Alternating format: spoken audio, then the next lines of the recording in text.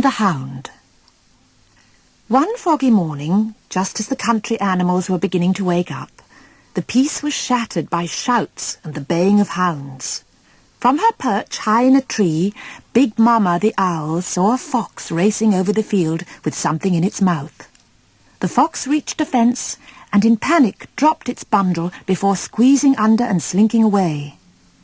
As it disappeared, 2 shots rang out. Then there was silence.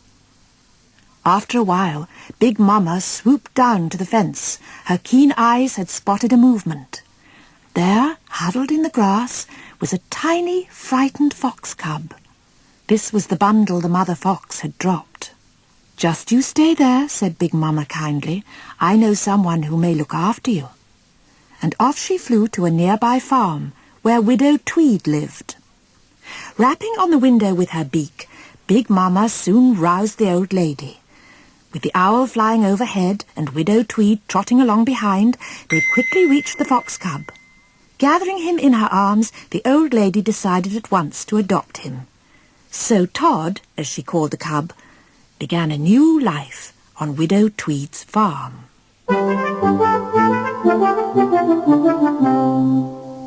One day, when he was in the farmyard, Todd started to chase a butterfly, and soon he had followed it out of the farm and into the nearby wood. Now, near the wood, another young animal was settling into a new home. Amos Slade, the hunter, had decided his hound Chief was getting too old to hunt, and so had bought a puppy which would one day become a fine hunter. As Todd leapt after the butterfly in the forest, Copper, the young puppy, sniffed the air curiously and wrinkled his nose. "What's that?" he wondered. "I've never smelt that before." So, nose to the ground, Copper set off into the forest, following the scent. Suddenly he was pulled up sharply by a strange voice. Looking up, he saw a small furry animal with mischievous eyes watching him. "Hello," said Todd. "I haven't seen you before." "I've been following your scent all over the forest. I didn't know what it was," said Copper. "Well," said Todd, "now you're here, let's play hide and seek. I'll hide and you track me." Todd and Copper enjoyed themselves so much that they agreed to meet in the forest every day, and soon they were close friends. Big Mama liked to see them playing together, but she knew it couldn't last, for foxes and hounds are natural enemies. Yet Todd and Copper had sworn to be friends forever. One day, Copper didn't turn up to play. Todd waited for some time, then went to look for his friend at Amos Slade's farm. He found Copper tied to the barrel in which he slept, looking very unhappy. "My master found out that we played together in the forest and was very angry. I can't ever come again." Todd didn't quite understand. "Never mind," he said. "We play here instead." "No," cried Copper in horror. "It's far too dangerous to play near Chief. He hates foxes." "How strange," said Todd, trotting over to inspect the sleeping hound. Chief smelt the fox at once. He leapt up growling and went for Todd. "Run, Todd, run!" shouted Copper. The little fox took to his heels in terror.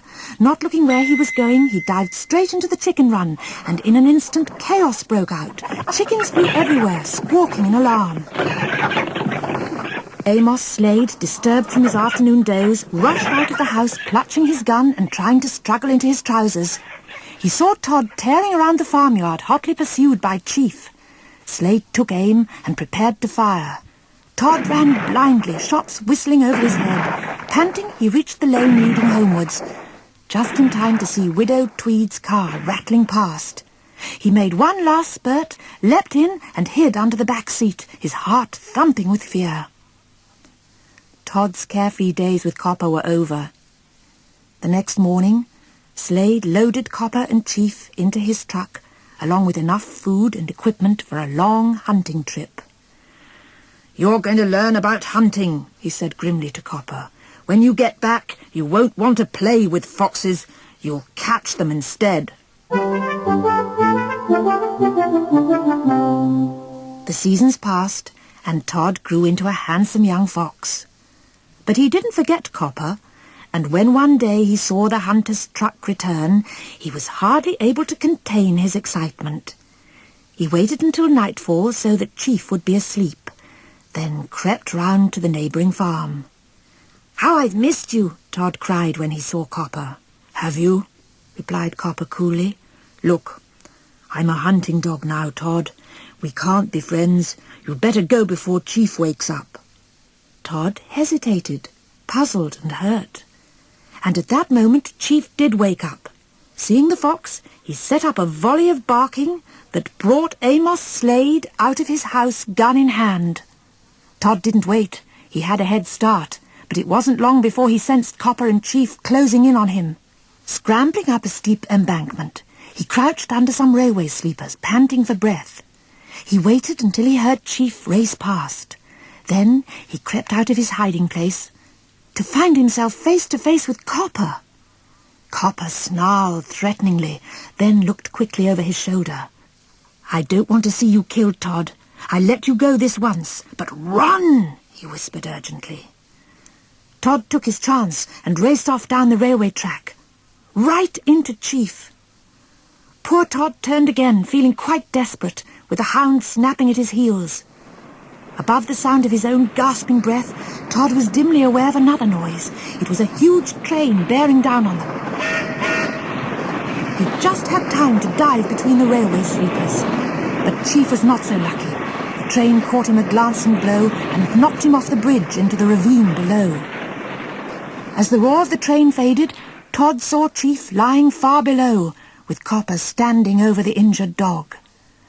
Looking up, Copper yelled to his old friend, "I'll get you for this, Todd!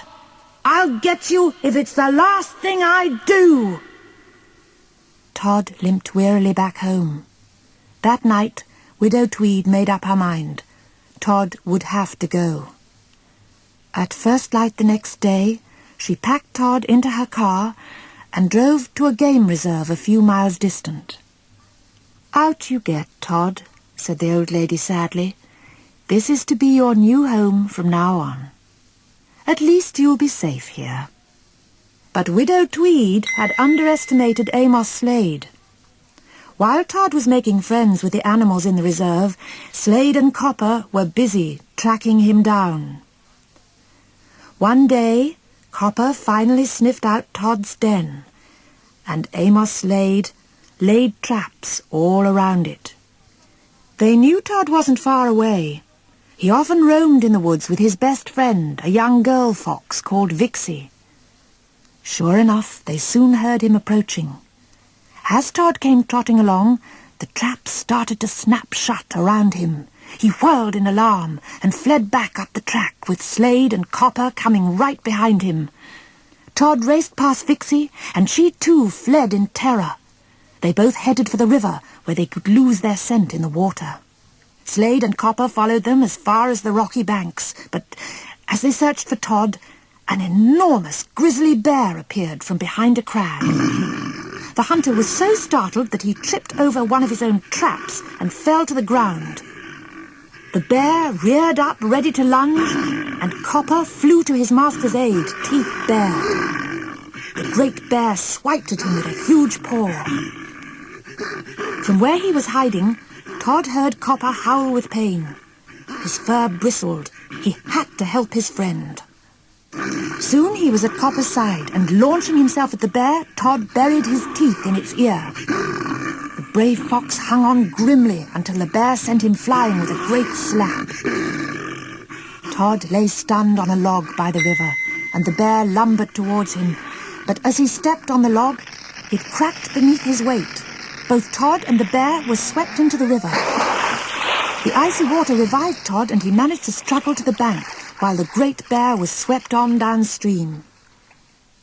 As Todd lay exhausted, he felt a warm nose push against his. He looked up to see Copper standing over him, smiling. It was a happy moment for both of them, until they heard the click of a gun. It was Slade. Copper moved in front of Todd, directly in Slade's firing line, and growled menacingly at his master. The hunter stared at his dog thoughtfully, then slowly lowered his gun. "Come on then, Copper," he muttered. "Let's go home." So Slade and Copper limped slowly away. As he went, Copper remembered how he and Todd had sworn eternal friendship. They hadn't known then how difficult it was for a fox and a hound to live as friends. Copper looked back and saw that Vixie had crept out of her hiding place to be with Todd. After all that had happened, Copper was glad that now his foxy friend would be able to live in peace.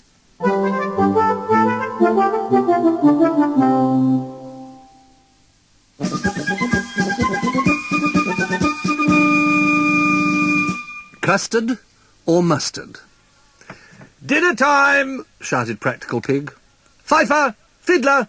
Come and get your dinner!" But there was no answer from his two naughty brothers who had gone out to play. "Right! I've had enough," muttered Practical Pig. "They've been late for dinner every day this week. I'll have to teach them a lesson." Practical Pig thought hard as he put the apple pie back in the oven to keep warm. Then his eye fell on the jug of custard he had made to go with it. Chuckling, he hid the jug of custard in a cupboard, then made another jug of very strong mustard instead. He left it in the middle of the table and went upstairs for a nap. A little while later, Practical Pig was awoken by a noise downstairs. "It must be Fifer and Fiddler, home at last," he thought. He peeped down from the top of the stairs to see if his trick would work. But oh my goodness, it wasn't Fifer and Fiddler. It was the big bad wolf. "Now," growled the big bad wolf, looking around, "what is there to eat in this house?" What he really had in mind was a nice pork chop, but his eye fell on the jug on the table. "I wonder what's in here. Custard!" He seized the jug of mustard, tipped back his head, and poured the whole lot into his mouth. He howled, and clutching at his throat, he rushed out of the house, back into the forest, almost knocking over Fifer and Fiddler as they came up the path. Practical Pig came downstairs and found his brothers cowering with fright in the corner. "Don't worry," he chuckled. "I don't think the big bad wolf will be bothering us again for a long time." And when he told his brothers all about Big Bad Wolf and the mustard, they started to laugh too. Then they all sat down to apple pie with custard, not mustard. And Fifer and Fiddler promised they'd never be late for dinner again.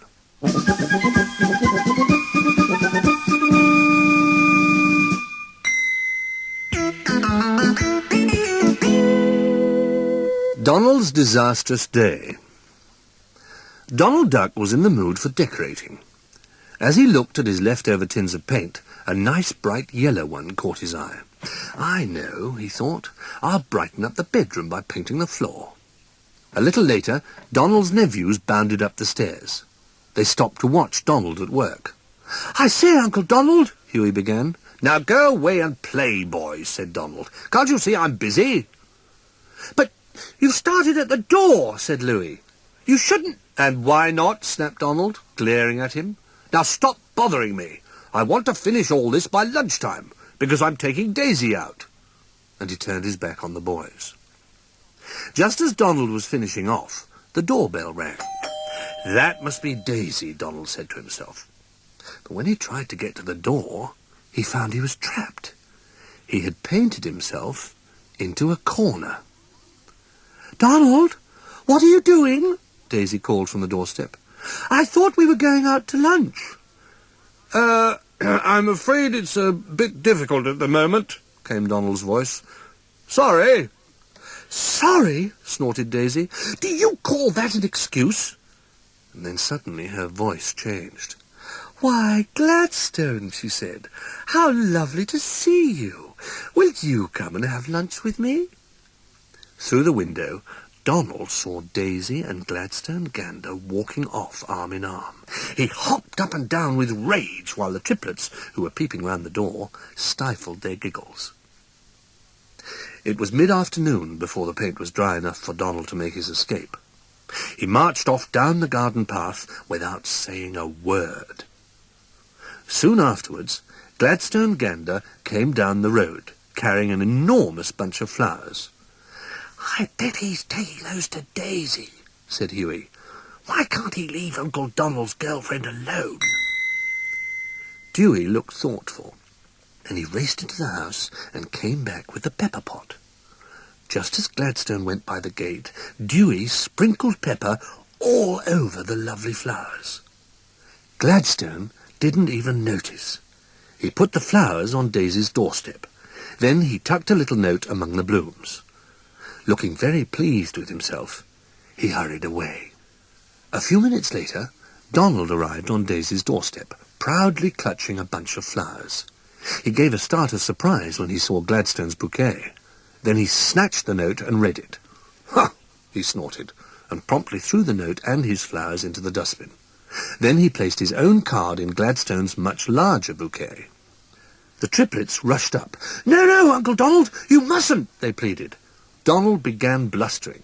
And why not?" he asked. "I'm fed up with Gladstone Gander pestering Daisy." "But the flowers," began Dewey. Too late. Daisy was coming up the path. "Why, Donald," she cried, seizing the bouquet, "what lovely flowers!" And she bent her head to sniff their scent. "Achoo!" she sneezed. "Achoo! Achoo! Achoo!" Donald stared in amazement. Daisy raised her head, her eyes streaming, and glared at him. "Get out of my sight, Donald Duck," she squawked between sneezes. "I never want to see you again." Daisy slammed her front door in Donald's face. "Oh, dear," he groaned. "I should have listened to you boys." But what on earth was wrong with those flowers? Anyone would think they had pepper on them. "Don't be silly, Uncle Donald," said the naughty triplets. "Who'd do a thing like that?" And they hurried off to play, leaving poor Donald pleading with Daisy through the letterbox.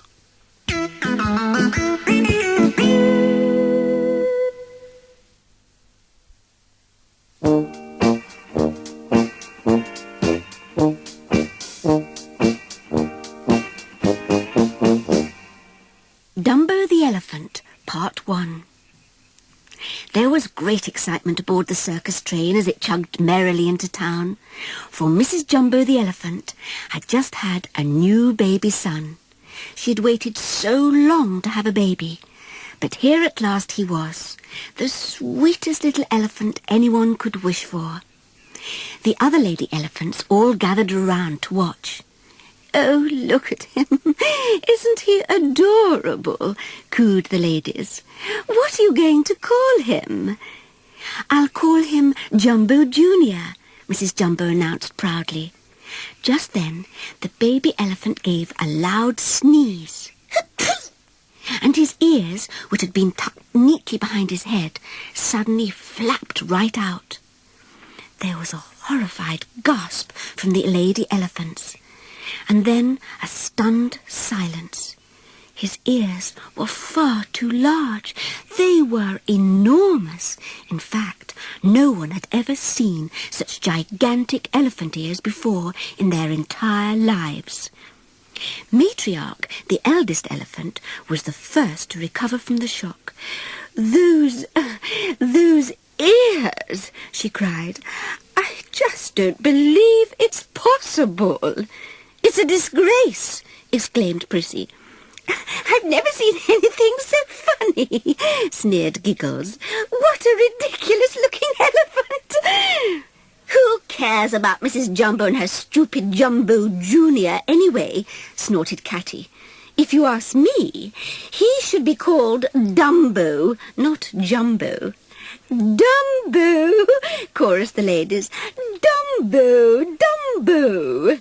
They laughed and jeered, while the bewildered little elephant looked from one to the other of them, and Mrs. Jumbo scowled at them furiously. "Go away and leave us alone," she shouted. Then she picked up her baby, cuddling him and rocking him from side to side. "I don't care what they say about you," she said tenderly. "I think you're the most beautiful little elephant in the whole world." And Dumbo just lay in his mother's arms and smiled up at her contentedly. When the train reached town, the men put up the circus tents, and the crowds lined the streets to watch the big parade. A band headed the procession, followed by the clowns, the animals, and the gaily painted circus wagons. Little Dumbo marched along, trying to keep up with the other elephants. But his ears were so large that they trailed on the ground, and very soon he tripped over them and fell into a puddle. At once the crowd began to point at him and laugh. "Don't worry, my dear," his mother comforted him as she helped him up onto his feet again. "Don't be upset." But she herself became more and more angry about people laughing at Dumbo. Her temper finally snapped one day when some schoolboys came into the circus tent to see the animals. "Look at that funny elephant with the big ears," one of them called to his friends, and they crowded round to laugh and make faces at Dumbo. One boy grabbed his tail, another tugged at his ears, and they kept on teasing and bullying him. Suddenly, Mrs. Jumbo could bear it no longer. With an angry, trumpeting sound, she charged at the boys, spanking them with her trunk and sending them flying across the tent in all directions. "Mrs. Jumbo!" shouted the ringmaster above the uproar. "Stop it! Stop it at once, sir!" But Mrs. Jumbo was far too angry to stop, and when the ringmaster cracked his whip in her face, it only made her even more furious. She seized him by the leg and flung him headfirst into a tub of water. Chaos mounted as people panicked. Tent poles crashed down, and circus attendants rushed to restrain Mrs. Jumbo. She fought as fiercely as a lion, but she was heavily outnumbered, and it wasn't long before she was captured and tied up with ropes and chains. Dumbo stood helplessly and watched his mother being dragged away. Where were they taking her? He wondered in dismay. What were they going to do with her? Would he ever see her again? He ran desperately to her side, only to be pulled away by an attendant who told him to stay in the tent and keep quiet. So he just lay down on the spot and sobbed with misery and despair. Meanwhile, the lady elephants had huddled excitedly together to gossip amongst themselves. "I could hardly believe it was really happening," said Giggles. "It was so funny. I haven't had such a good laugh in years." "It's not funny at all," scolded Matriarch. "It's a shame and a disgrace to us all. We elephants have our dignity to think of." "Yes, you're right, my dear," said Prissy. "Mrs. Jumbo went completely mad." "I heard they locked her up in a cage in solitary confinement," whispered Catty. "Oh, how awful for her! Poor Mrs. Jumbo," said Prissy. "And all because of that dreadful little freak with those huge ears." "Yes, it was all his fault," agreed Catty. "Frankly, I wouldn't even eat from the same bale of hay with him." "Nor would I, me neither," chorused the elephants. "Shh! It's Dumbo. Here he comes now," warned Matriarch. "Don't speak to him, girls. After all, he's not one of us. Let's pretend we haven't seen him." So when the lonely little elephant approached them, they simply turned their backs on him as though he were invisible. Dumbo looked up at them forlornly, and a large teardrop rolled down his trunk. He walked sadly away and hid himself in a haystack in a nearby field. All this time, a little mouse called Tim had been watching from the top of an overturned sack of peanuts. While he munched at the nuts, he began to think about the little elephant with the big ears. "Well, I don't see anything so bad about his ears," he thought to himself. "And I don't see why those lady elephants are being so nasty to him either. Poor little thing, all alone with no one to turn to. What a shame!" The more he thought about Dumbo, the sorrier he felt, until suddenly he hopped off the sack and went out to find the little elephant. Dumbo was nowhere to be seen, but then Tim noticed an elephant trunk sticking out of the haystack. "Dumbo!" he called. "Dumbo! Dumbo, please come out of there. I've got a peanut for you. There was silence, and then a rustling sound as Dumbo retreated further into the haystack. Don't be afraid of me, Dumbo, coaxed the mouse. I like you, and I want to be your friend. He waited expectantly, but no sound came from the haystack. Well, said Tim, grinning to himself, if you don't want to be my friend, I won't force you. I'll just go away and leave you all alone. Goodbye, Dumbo. Goodbye. But just as the mouse started to walk away, there was a sound of crackling straw, and Dumbo scrambled out of the haystack. That's better, smiled Tim. Dumbo looked down uncertainly at the little mouse, sniffing and blinking the tears from his eyes. There's no need to be unhappy, Tim said kindly. I know your mother isn't mad. I mean, it isn't her fault you've got such big ears. Immediately, Dumbo flapped his ears round his head and hid his face behind them, and Tim realised he'd said the wrong thing. Oh, dear, I didn't mean it like that, he added hastily. I didn't mean there's anything wrong with your ears, Dumbo. In fact, I think they're beautiful. Do you really? Said Dumbo shyly, gradually letting his ears fall to his sides again.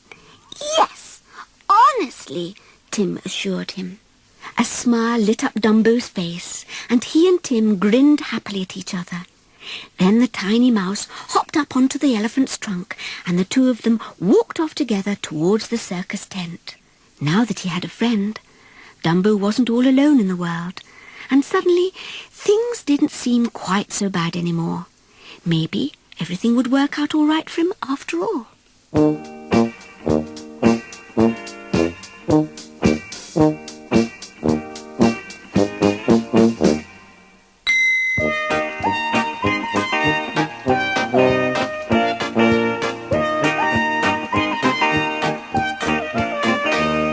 Pancakes can be dangerous things.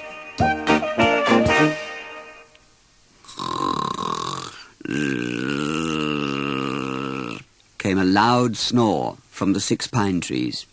Said Tigger, who was looking for Pooh. That sounds like Pooh snores. Tigger bounced nearer to the snores. It was Pooh. Pooh, are you awake?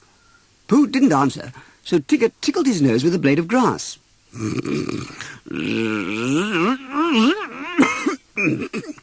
I just wanted to know if you were awake, Pooh, said Tigger. No, I'm not, declared Pooh. I'm fast asleep. You can't be, said Tigger. You're talking to me, so you can't be asleep, can you? Pooh thought about it. I was asleep, he said, and then something tickled my nose. What was it? Tigger dropped the blade of grass so Pooh wouldn't see it. It was the smoke, said Tigger. The smoke woke you up. What smoke? Asked Pooh. The smoke that woke you up when it tickled your nose, said Tigger. Smell it. Oh, yes, cried Pooh. I can smell it. Where's it coming from? Tigger pointed to the curling dark smoke. From over the meadow, where Rabbit and his relations live, he told Pooh. Let's go and see why the smoke is smoking, shall we? I'd rather sleep, said Pooh, yawning. You go. Tigger stopped bouncing. I don't think Tiggers like smoke, Pooh. Not on their own. Why don't we go together? Oh, all right, said Pooh. So they sniffed the smoke and followed it across the meadow where Rabbit and his relations lived until they came to a tree, and underneath the tree Christopher Robin was holding a frying pan over a smoky fire. I thought you'd be here soon, said Christopher Robin. Did you smell the pancakes, Pooh? No, said Pooh. We smelt the smoke. It woke Pooh up, said Tigger quickly, so we came to see it. Tigger felt brave now. Tiggers don't mind smoke, or smoky fires. What are you doing? He went on, for Christopher Robin was pouring a creamy mixture into the frying pan. Making a pancake, said Christopher Robin. Are they good to eat? Said Pooh. "You can try one in a minute," said Christopher Robin, "but first it has to be flipped over." Then Christopher Robin stood up and tossed the pancake. Up it went, up and up, then it flipped over and went down again, right into the frying pan.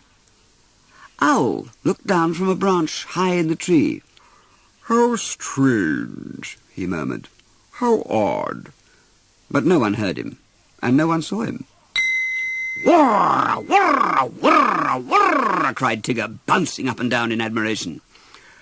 "That," said Pooh, "is a clever trick." "Thank you," said Christopher Robin. "Now you can try the pancake." "Eat it?" said Pooh. "Yes, of course," said Christopher Robin. "How?" asked Tigger.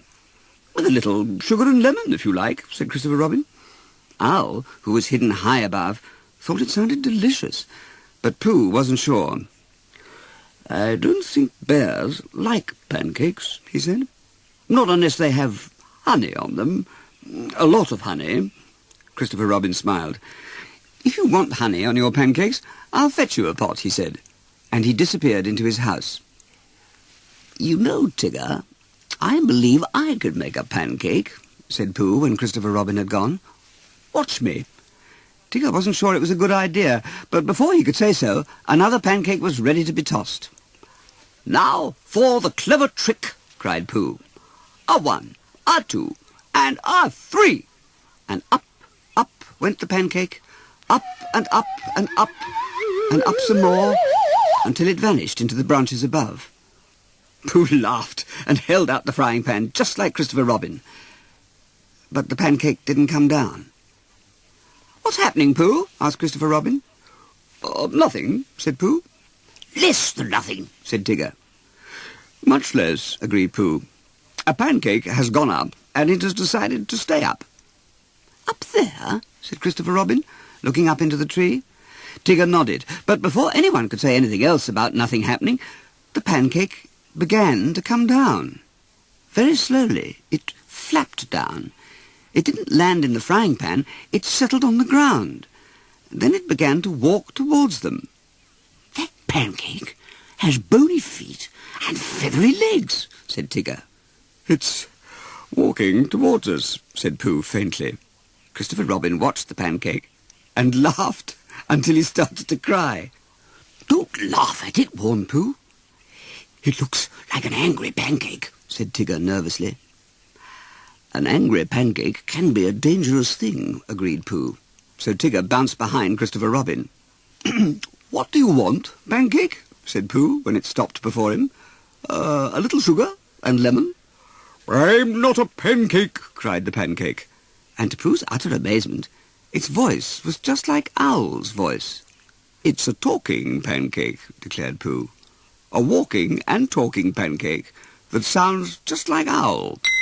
"Of course I do," cried the pancake. And just then a large beak began to eat the middle of the pancake, and Pooh found himself looking into Owl's large yellow eyes. "I sound like Owl because I am Owl." Pooh jumped 3 or 4 inches into the air. "Why, it is Owl," he said. And as Owl continued to nibble at the pancake, soon there was no pancake left, only Owl. Tigger came out from behind Christopher Robin. "How did you get into the pancake, Owl?" he said. Owl winked solemnly. "What goes up," he said, in a voice of great wisdom, "must come down." Pooh's head whirled. "Must it? Must it, Christopher Robin? What do you think?" Christopher Robin wiped away his tears. "I think we should make some more pancakes, Pooh." "With the honey?" Pooh asked anxiously. "A whole jar," said Christopher Robin. Pooh thought about it. He thought about it again. Finally he said, "I think bears would like a lot of honey and a little bit of pancake. Or better still, all honey."